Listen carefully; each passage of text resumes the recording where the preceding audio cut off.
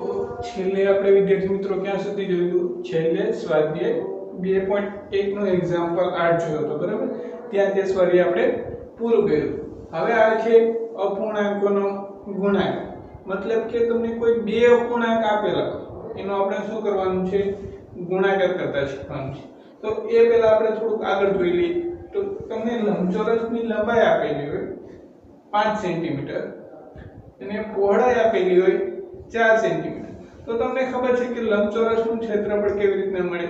કે લંબચોરસનું ક્ષેત્રફળ બરાબર સૂત્ર શું છે? લંબાઈ ગુણ્યા પહોળાઈ.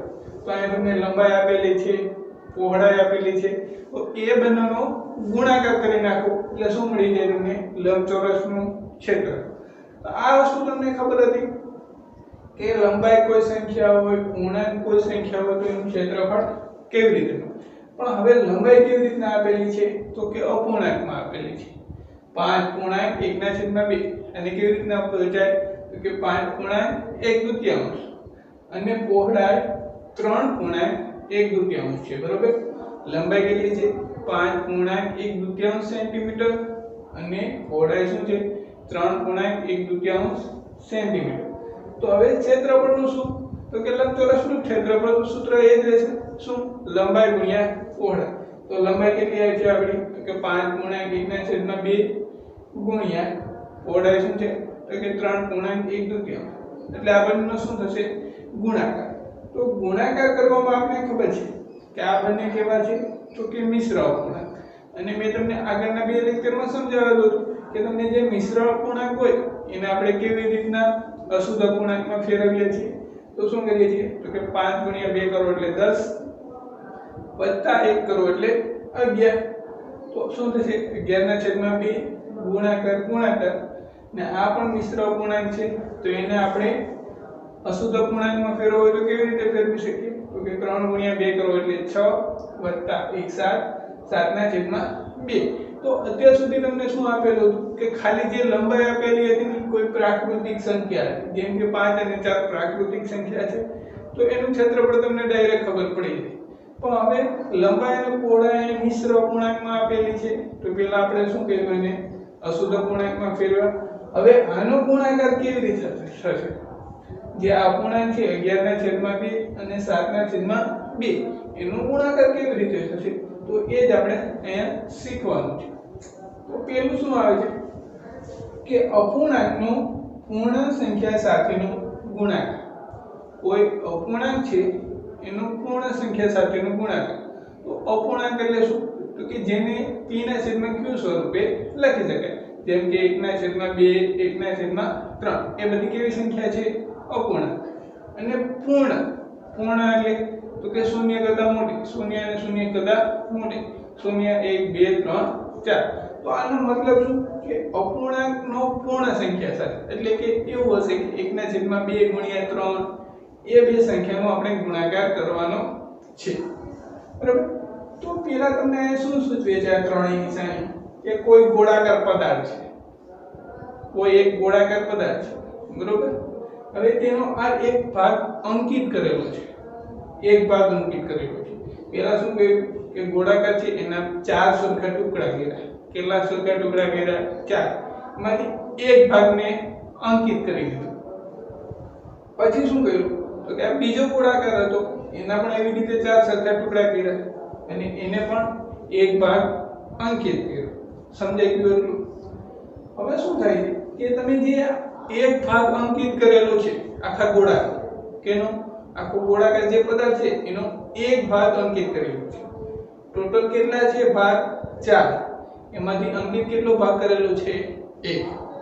સમજાઈ ગયું? આ જે ગોળાકાર પદાર્થ છે એના ટોટલ 4 ભાગ છે, એમાંથી એક ભાગ અંકિત કર્યો છે. તો આ જે અંકિત કરેલો ભાગ છે, અંકિત કરેલો ભાગ છે, ધ્યાનથી સાંભળો. હું શું કહું છું કે જે અંકિત કરેલો ભાગ છે કેટલો છે? 1. તો 1/, કુલ કેટલા ભાગ છે? તો કે કુલ 4 ભાગ છે. તો કે સાહેબ આ તો સાવ સહેલું છે. તેવી જ રીતે બીજો ગોળો, તો બીજા ગોળામાં પણ અંકિત કેટલા કરેલા ભાગ છે? 1. અને કુલ કેટલા ભાગ છે? તો કે 4. તો એની કેવી રીતના દર્શાવી શકાય? તો કે 1/4. તો કે આ હિસાબ સહેલું છે. હવે શું કહે છે કે આ બંનેનો સરવાળો કરો, આ બંનેનો સરવાળો કરો. તો અહીંયા ડાબી બાજુનો ઉપરનો જે ગોળાકાર ભાગ છે એમાં ડાબી બાજુનો ભાગ અંકિત કરેલો છે, અહીંયા જમણી બાજુનો ભાગ અંકિત કરેલો છે. તો આ બંનેને ભેગું કરશું ત્યારે શું થશે? તો કે ઉપરનો આખો ભાગ અંકિત કરેલો થઈ જશે. તો કે આ હવે આને મારે કેવી રીતે દર્શાવી શકાય?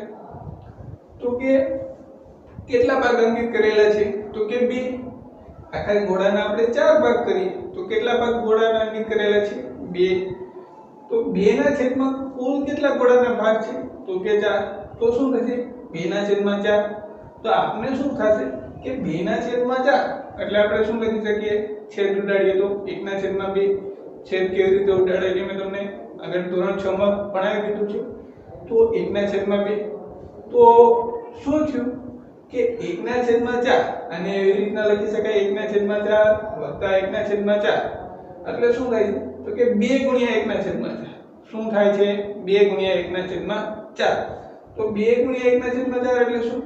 તો કે 2 નો 1 ના છેદમાં 4 સાથેનો ગુણાકાર. બરોબર? તો 2 નો 1 ના છેદમાં 4 સાથેનો ગુણાકાર કરો તો શું થાય? તો કે 2 ના છેદમાં 4. તો 2 ના છેદમાં 4 આપણે એ જ મેળવ્યું અહીંયા. શું મેળવ્યું? તો કે 2 ના છેદમાં 4 2 ભાગ અંકિત કરેલા છે અને 4 ભાગ કુલ છે. તો સમજાય કે શું કે તમને કોઈ એક ગોળો આપેલો હોય એનો એક ભાગ અંકિત કરો એટલે 1 ના છેદમાં 4 વડે દર્શાવી શકાય.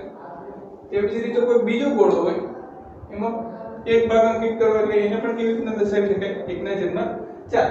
હવે આ બે જે ગોળા છે એને કેવી રીતના ભેગા કરો તો શું થશે? ઉપરનો ભાગ.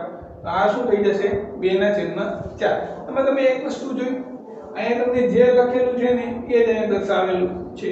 શું છે? અપૂર્ણાંકોનો. આ અપૂર્ણાંક છે 1 ના છેદમાં 4. અપૂર્ણાંકોનો પૂર્ણ સંખ્યા. આ જે પૂર્ણ સંખ્યા સાથેનો ગુણાકાર સાવ છે. સમજાય ગયું? અપૂર્ણાંકોનો પૂર્ણ સંખ્યા સાથેનો ગુણાકાર એટલે શું? તો કે અપૂર્ણાંક સંખ્યા લેવાની અને બીજી પૂર્ણ સંખ્યા લેવાની, એનો ગુણાકાર કરવાનો. સાવ સહેલું છે. આ એ હતું આપણે કે ગોળાકાર કોઈ પદાર્થ હોય. હવે આવે છે ચોરસ પદાર્થ. કેવો આવે છે? ચોરસ પદાર્થ. તો ચોરસ પદાર્થને આપણે 4 સરખા ભાગમાં વિભાજિત કરીએ. 1 2 3 અને 4. એમાંથી કોઈ એક ભાગ અંકિત કરી લઈએ તો એને કેવી રીતના દર્શાવી શકાય? તો કે અંકિત કરેલા ભાગની સંખ્યા ના છેદમાં કુલ ભાગ. તો અંકિત કરેલા ભાગ કેટલા છે?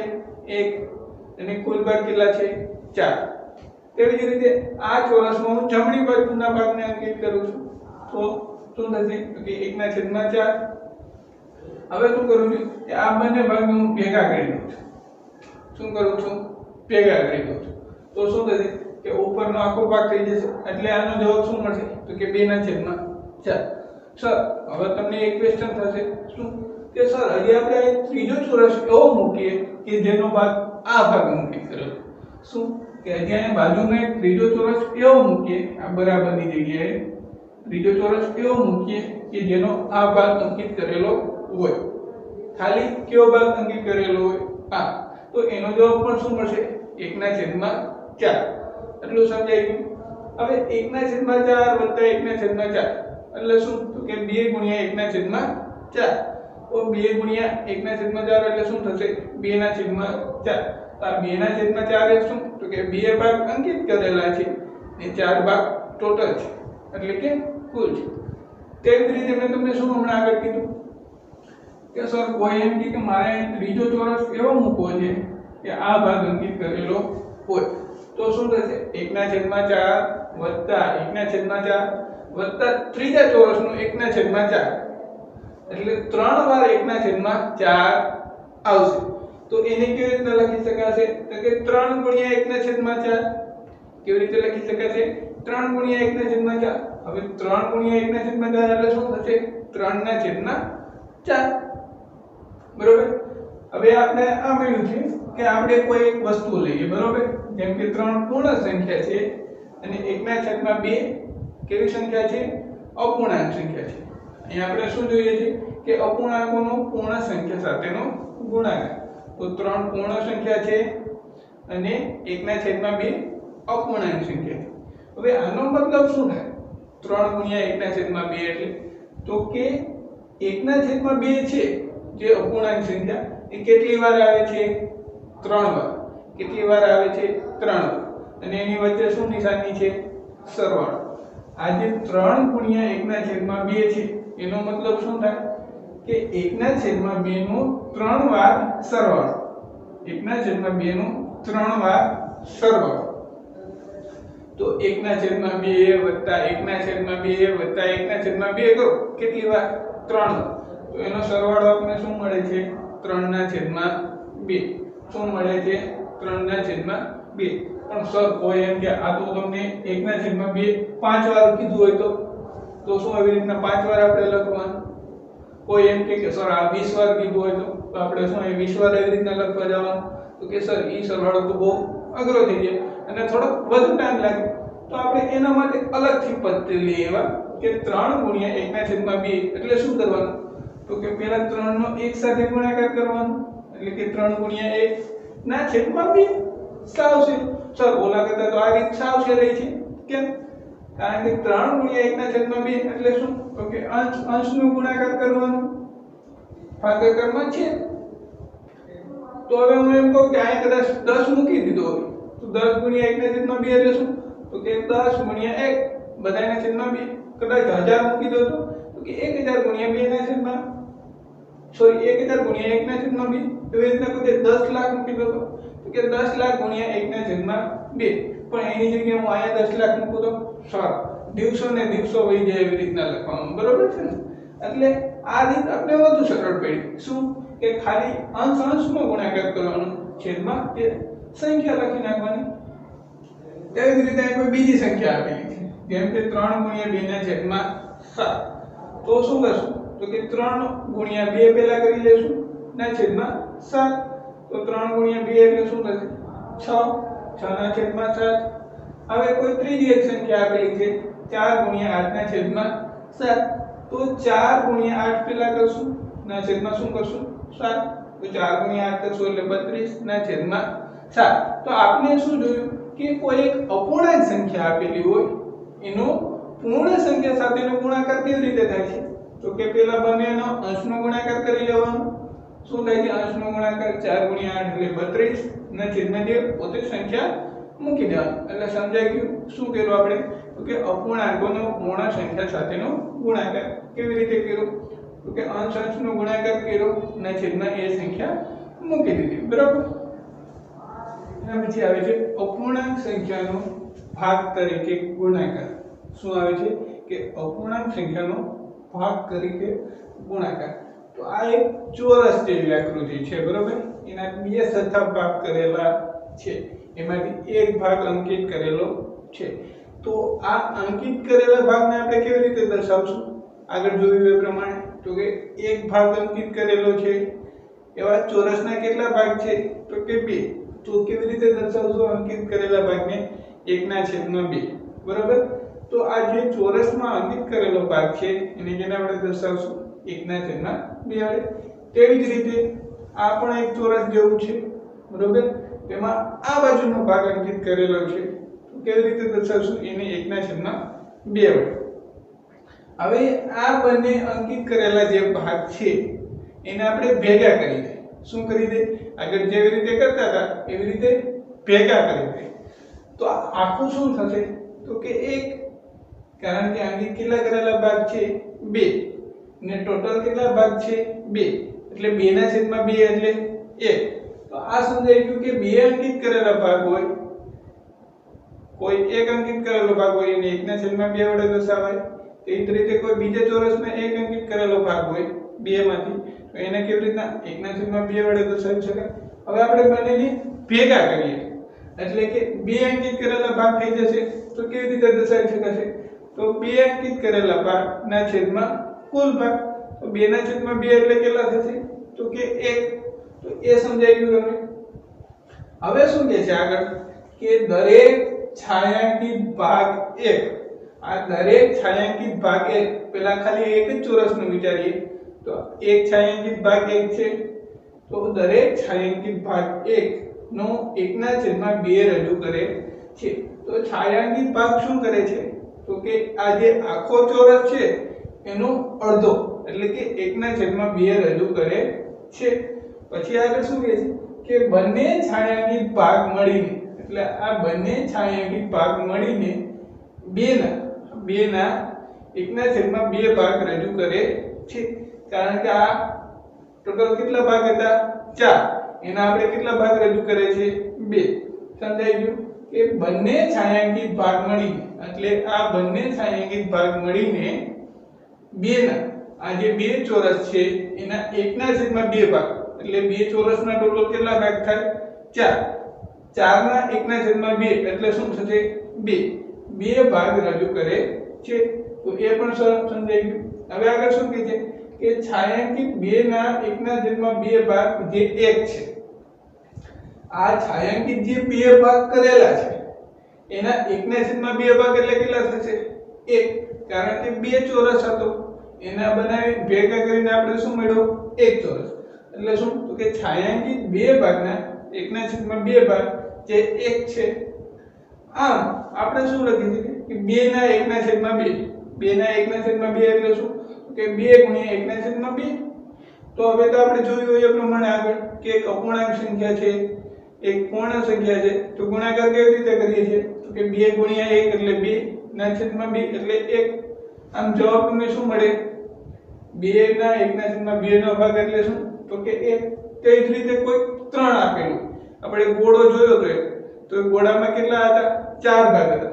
તો 4 ના 1/2 ભાગ કરવા હોય તો શું તો કે 4 * 1/2. તેવી જ રીતે કોઈ ગોળો લઉં જેને 3 જ ભાગ કરું, એક ગોળાના 3 જ ભાગ કરું તો શું 3 ના 1/2 એટલે 3 * 1/2 એટલે શું થશે 3/2. તો આ શું હતું કે અપૂર્ણાંક સંખ્યાનો ભાગ તરીકે ગુણાકાર. આ જે અપૂર્ણાંક સંખ્યા છે એનો ભાગ તરીકે કેટલાનો ભાગ સાથે ગુણાકાર કરીએ છીએ એ હતું. બરાબર. હવે એના પછી આવે છે સ્વાધ્યાય 2.2. તો સ્વાધ્યાય 2.2 માં શું છે એક્ઝામ્પલ કે A થી D માં દર્શાવેલી આકૃતિને અનુરૂપ જવાબ 1 થી 4 માં પસંદ કરીને લખો. શું કહે છે કે આકૃતિ A થી D માં, એટલે A B C અને D મેં અહીં બંને જગ્યાએ લખી નથી, તો એ દાખલો હોમવર્ક. તો A થી D માં દર્શાવેલી આકૃતિને અનુરૂપ જવાબ 1 થી 4 માં પસંદ કરીને લખો. તો આપણે આને જોઈને આકૃતિ પસંદ કરવાની છે કે 2 * 1/5, 2 * 1/5 એટલે શું લખી શકીએ આપણે તો એ જોઈએ આપણે. બરોબર. તો આન્સરમાં શું લખશું પહેલા આન્સરમાં તો કે 2 * 1/5 બરાબર શું લખી શકાય તો કે 1/5 નો 2 વાર ગુણાકાર. તો 1/5 નો 2 વાર ગુણાકાર એટલે આવી રીતના લખી શકીએ. શું લખ્યું 2 * 1/5 નો 2 વાર ગુણાકાર 1/5 * 1/5. તો આ કઈ નિશાની દર્શાવે છે અથવા કઈ આકૃતિ દર્શાવે છે તો કે આ એટલે જે D આકૃતિ એ દર્શાવે છે. તો પ્રથમ જે છે D શું છે તો કે એક આવું ચોરસ ગોળ છે એના 5 સરખા ભાગ કરેલા છે. કેટલા ભાગ કરેલા છે 5, 1 2 3 4 અને આ 5. તો 5 સરખા ભાગ કરેલા છે એવી કેટલી આકૃતિ છે અહીંયા 2. 1 2 3 4 5. બરાબર. તો શું દર્શાવે છે કે પાંચમો ભાગ ખાલી એક ભાગ જે આ એક ભાગ છે એ દર્શાવે છે.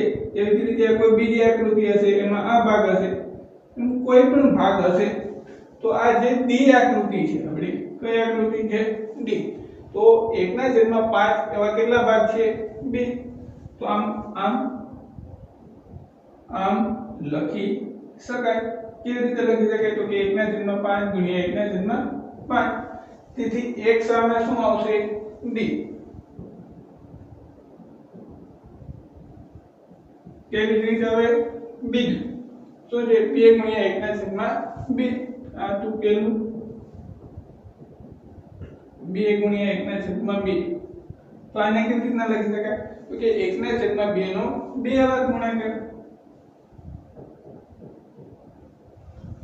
તો આનો શું મતલબ થાય તો કે પહેલા આમ લખી શકાય લખી નાખીએ આમ લખી શકાય।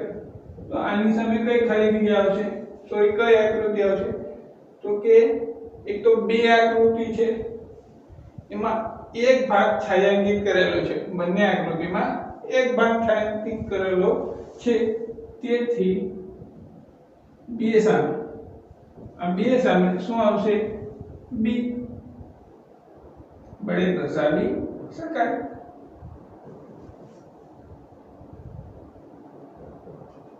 પછી આવે છે ત્રીજું, શું કહે છે કે ત્રણ આકૃતિ છે, બે ભાગ છાयांकित કરેલા છે અને ત્રણ ભાગ ટોટલ છે।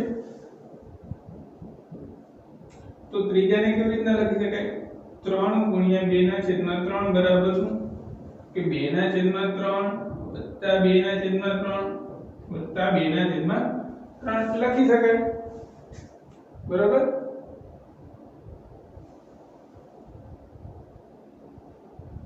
અહીંયા વત્તા આવે, અહીંયા પણ શું આવશે, વત્તા।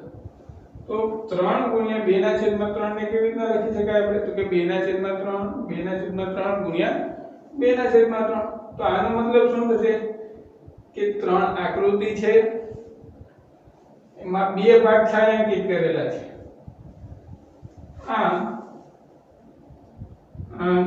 3 બરાબર શું થશે, 3 કેના બરાબર થશે, તો કે a બરાબર, એટલે કે a વડે દર્શાવી શકાય।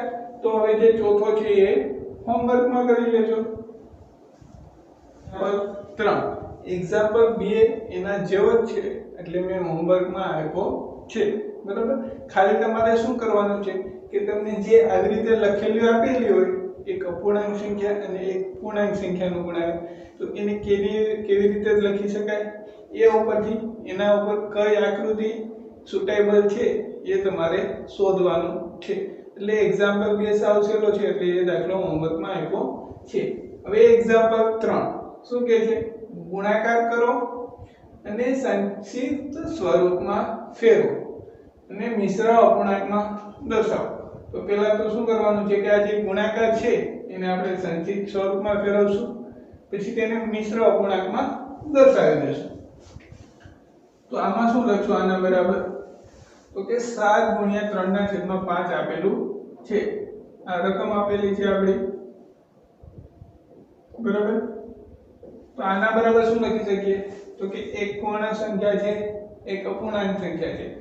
મેં આપણે આગળ થિયરીમાં જોયું કે કેવી રીતે ગુણાકાર થાય એ બંનેનો, તો કે 7 ગુણ્યા 3 ખાલી અંશનો ગુણાકાર કરી લેવાનો ના છેદમાં 5, શું કરવાનું, તો કે 7 ગુણ્યા 3 ના છેદમાં 5। તો 7 ગુણ્યા 3 કરો એટલે કેટલા થશે, 21, તો 21 ના છેદમાં 5। તો આપણે શું કીધું કે સંક્ષિપ્ત સ્વરૂપમાં ફેરવો, તો આ સ્વરૂપમાં ફેરવી દીધું। હજી બીજું શું કહે છે, મિશ્ર અપૂર્ણાંકમાં દર્શાવો। તો મિશ્ર અપૂર્ણાંકમાં દર્શાવવું તો કેવી રીતે દર્શાવી શકાય, તો કે 21 ને 5 વડે ભાગો તો કે 7 ભાગી શકાય। તો કઈ એવી સંખ્યા છે કે જેને 5 વડે ગુણવાથી 21 ની નજીકમાં નજીક પહોંચી શકાય, તો કઈ એવી સંખ્યા છે જેને 5 વડે ગુણવાથી 21 ની નજીકમાં નજીક પહોંચી શકાય, તો કે 5 ગુણ્યા 4 એટલે કે 20, જે 21 ની નજીકમાં નજીક છે। તો શું થશે, 5 ગુણ્યા 4, આ શું કીધું 5 ગુણ્યા 4 વત્તા 20, આ શું થયું 20, આપણે શું થયું છે 21, એટલે 1। સમજાઈ ગયું કેવી રીતના મિશ્ર અપૂર્ણાંકમાં ફેરવી શકાય। નેક્સ્ટ એક્ઝામ્પલ શું કહે છે, 4 ગુણ્યા 1 ના છેદમાં 3। તો પહેલા આપણે આને સંક્ષિપ્ત સ્વરૂપમાં ફેરવવું પડે, બરોબર। તો શું થશે કે 4 ગુણ્યા 1 એના છેદમાં 3 બરાબર શું થશે, હવે 4 ગુણ્યા 1 કરો એટલે 4 ના છેદમાં 3।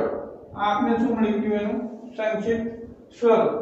પણ આપણે હજી આગળ શું કીધું છે કે મિશ્ર અપૂર્ણાંકમાં પણ ફેરવો, તો શું કરશું, તો કે 3 નો કઈ સંખ્યા સાથે ગુણાકાર કરવાથી 4 ની નજીક પહોંચી શકાય, તો કે 3 નો 1 સાથે ગુણાકાર કરવાથી 4 ની નજીક પહોંચી શકાય। તો કે 3 ગુણ્યા 1 એટલે 3 વત્તા 1 એટલે 4, તો શું થશે 3 ગુણ્યા 1 એટલે 4 વત્તા સોરી 3 ગુણ્યા 1 એટલે 3 વત્તા 1 એટલે 4 ના છેદમાં 3.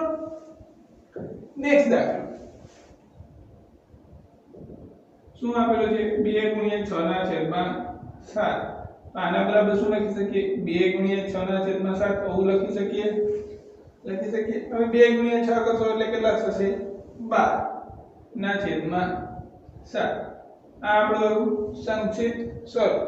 હવે આને મિશ્ર પૂર્ણાંકમાં ફેરવવું હોય તો કે 7 ને કઈ સંખ્યા વડે ગુણવાથી 12 ની નજીક પહોંચી શકાય તો કે 1 વડે ગુણવાથી. કઈ સંખ્યા વડે ગુણવાથી 1 વડે ગુણવાથી. બરોબર.